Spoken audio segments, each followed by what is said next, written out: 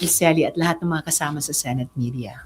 Ma'am, unahin ko po, sumulat kayo kay DFA Secretary Lazaro asking for a decisive action doon sa ginagawang mga banat ng Chinese embassy sa ilan natin mga official, particular dito po kay Philippine Coast Guard spokesperson na Commodore J. Tariela. May respond na po ba si Secretary Lazaro? Inaabangan ko po yung sulat niya in response to my formal letter sa kanila para sa isang decisive action ng ating Department of Foreign Affairs sa Chinese Embassy dito sa Manila. And umaasa ako na magkakaroon kami ng malaman na communication tungkol dyan soon. No? Kasi the Chinese Embassy is being a bad guest here dito sa Pilipinas. Dapat mas magpakita sila ng respeto sa kanilang host country, sa atin. Yung mga recent na actuations nila laban kay Commodore Tariela at iba pang mga Philippine officials na tumitindig lamang ng tama para sa ating national interests at dinedepensahan yung ating Navy, Coast Guard, mangingisda, pati yung ating kalikasan sa dagat.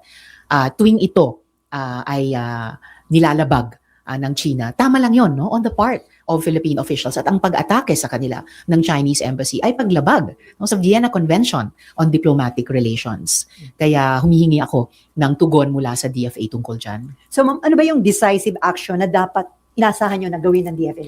Pwedeng i-call ng DFA ang attention ng Chinese Embassy dito sa Manila tungkol nga sa kanilang unacceptable na behavior at paalalahanan sila na mayroong Vienna Convention na dapat nilang ino-observe at hindi nilalabag.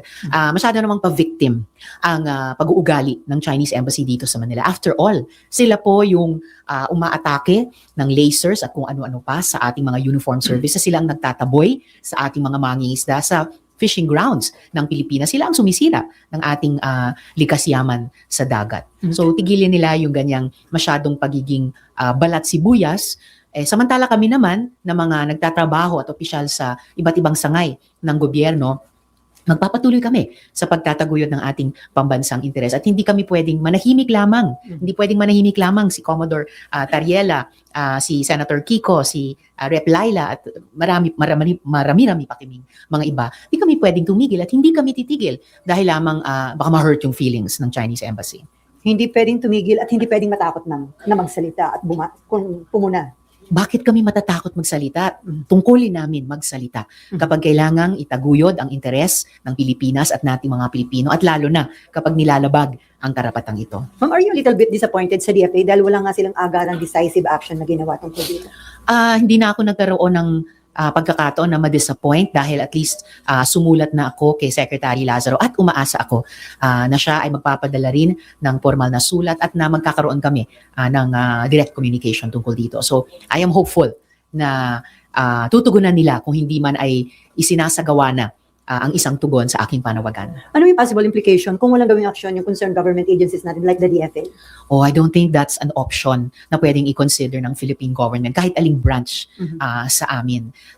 Dahil hindi lamang na may foreign government sa pamamagitan ng kanilang embassy dito na nagkakaroon ng social media and verbal attacks laban sa Philippine officials. Pero yun na nga, ako bilang miyembro ng legislative branch ay nanawagan na sa pinaka-responsible na executive department na pamunuan nila ang isang tugon ng gobyerno sa ganitong unacceptable behavior ng isang foreign embassy sa Pilipinas. How about the President? Dapat po ba siya maglabas din ng statement dito? Well, nasa sa kanila yon. Pwede silang maglabas ng statement.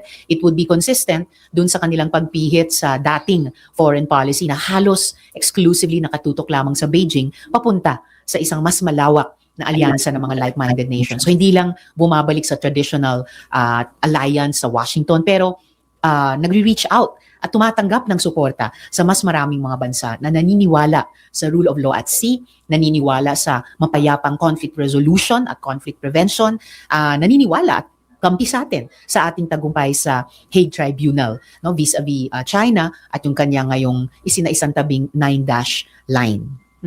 Any related question?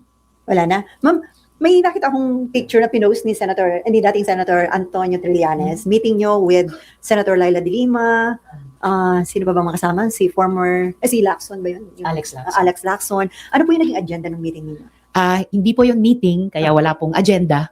Yun po ay regular na dinner namin ng dating mga senatorial candidates noong 2022 tuwing may birthday. And yung dinner na yon ay celebration namin sa birthday ni Alex Lacson mismo.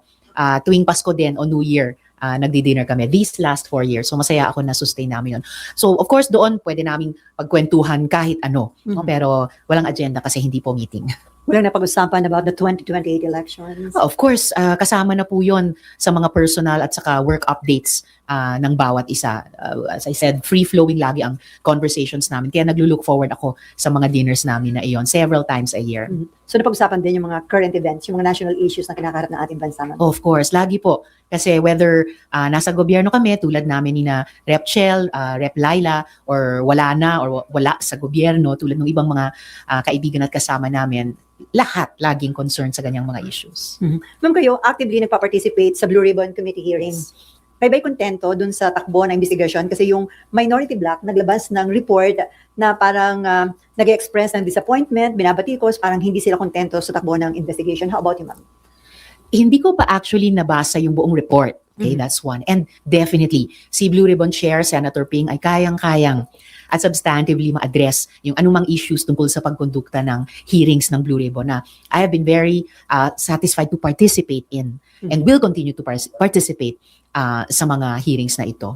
Pero ubra po ba yun na wala pang report yung Mother Committee pero may nauna na report yung minority or may mali po sa proseso na yan? Well, that's a valid question kasi ang precedent na naalala ko, naalala niyo siguro nung nasa minority kami ni dating Minority Leader Coco Pimentel, nakapag-submit din kami ng isang minority report noon, 'di ba, doon sa sugar smuggling fiasco at ginawa po namin 'yon pagkatapos ilabas yung committee report ng Blue Ribbon noon at nabasa namin. And so our minority report was a comment on and a constructive criticism too at may proposals kami doon. So nung panahong iyon, pinayagan ng Blue Ribbon Committee i-attach yung aming minority report doon sa committee report ng Blue Ribbon. Okay, so pwedeng meron kayong kontra committee report ang minority pero kung nakapag-submit na ng committee report yung Mother Committee. Yun yung naging president namin ni dating Senator Coco noon at nung panahong iyon, tinanggap at inattach ng Blue Ribbon. Okay, Mayan?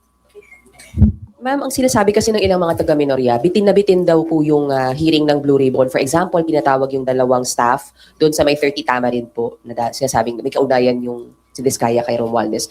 May mga ganun daw, and for example, coordinates na parang ang haba daw ng oras for that, samantalang na-establish na before. May ganun din po bang feeling kayo na may mga pagkukulang sa pagdinig po? Or you're very satisfied with how it is being conducted? So far, I'm satisfied at dahil alam kong magpapatuloy siya, hindi pa siya na-adjourn, magtatawag pa ng susunod na hearing, and for sure, I will also follow up certain issues na hindi pa kompletong nasagot ng mga resource persons. Yung coordinates, nakaka-frustrate talaga yung issue iyan. Kasi unacceptable sabihin na anyway, yung coordinates ay in the same area generally nung proyekto. Hindi, kaya nga coordinates dapat precise, dapat accurate. Alam yan ng lahat ng inhinyero. And I'm not even an engineer, pero alam ko yan.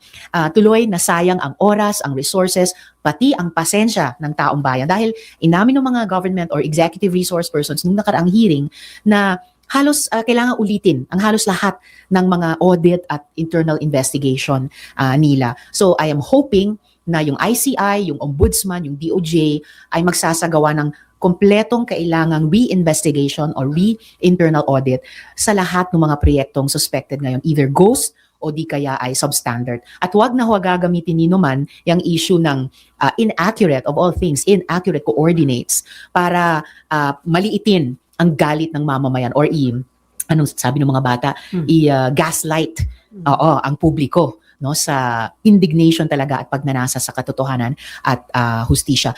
Yung dalawang resource persons na inexcuse na nung hearing, but I do recall na ako mismo hindi ako nagtanong sa kanila except for one, no, tungkol sa sino yung binanggit nilang law firm. Pero I recall na tinanong muna ni Chair Ping kaming lahat kung meron pang mga tanong sa kanila at nung wala nang nagtanong pa bukod sa amin, ay sa kanila in-excuse. Wala rin namang nagpipigil, as far as I know, sa isang Blue Ribbon hearing, ongoing investigation, ipatawag ulit ang mga resource person na earlier na dismiss na.